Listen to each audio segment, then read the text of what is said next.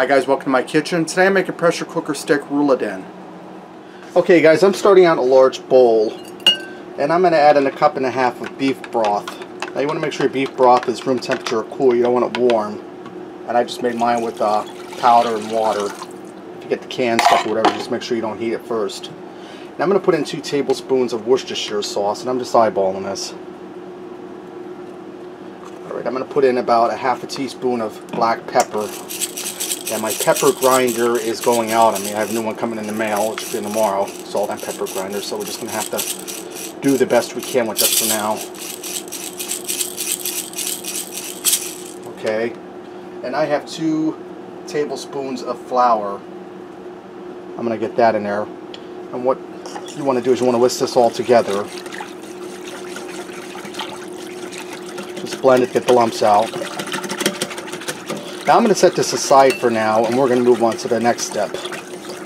Okay, I have 2 top round steaks that I pounded thin with my meat mallet. I'm going to go ahead and season these with a little bit of garlic salt. Just on the inside. We're not doing both sides on this. And some onion powder. You could use any kind of seasoning you like in this.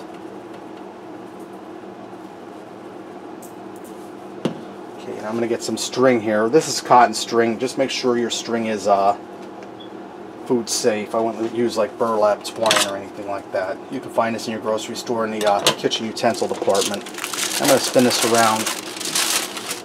And what we're going to do is we're going to roll these up. And this one here has a little bit of a cut in it. We'll make it work. And after you get them rolled up, you want to take your string and tie them shut. So I'm just going to give this a tie. You don't need to make it too tight because you need to cut this off later. Okay, just tie this in a knot. Just want it tight enough to hold it together. Alright. And you just want to go around it and repeat the step till you get it all tied up. Now I'm going to go ahead and tie this one up and do my other one, tie it up. And then when I'm done doing that, I'll bring you guys back. Okay, now that I have my steaks tied up and set aside, I have my pressure cooker preheated and I put about 3 tablespoons of olive oil in there. I'm going to get my steaks in there and brown them on all sides. Okay, now that my steak is brown on all sides, I'm going to pull it out and set it aside for just now. And as you can see, it got nice and golden brown. Now I have 8 green onions I sliced up. They're going to go in. And I have 8 ounces of mushrooms, sliced mushrooms. They're going to go in. And I'm going to saute these just for a few minutes till they start to soften up. If I need to, I'll add a little more oil in there. Okay, now that my mushrooms and onions just sauteed for a minute, I'm going to take that gravy mixture, give it one more whisk, get it stirred up, and dump it in over top of the vegetables. And I'm going to give this a stir with my tongs to scrape up anything that's on the bottom, because that's flavor. Now I'm going to let this cook for a minute till it starts to thicken up. It starts to bubble and get a little thick. Okay, now that it's starting to thicken up and bubble, I'm going to go ahead and get my steak back in here. Just want to nestle it down in there. Alright, I'm going to put my lid on here.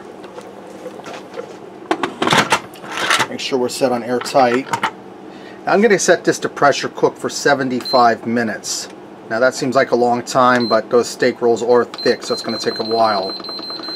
Then after my 75 minutes are up, I'm going to allow it to do a natural release, and then we'll pull it out of there.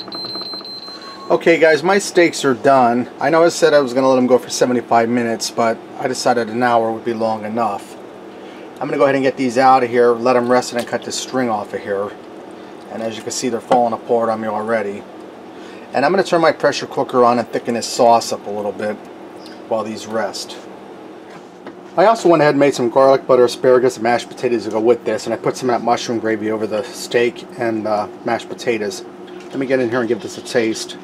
And guys, as you can see, it just fall apart tender. It's really good. That mushroom gravy is really delicious. Nice and tender. Let's take one more bite here.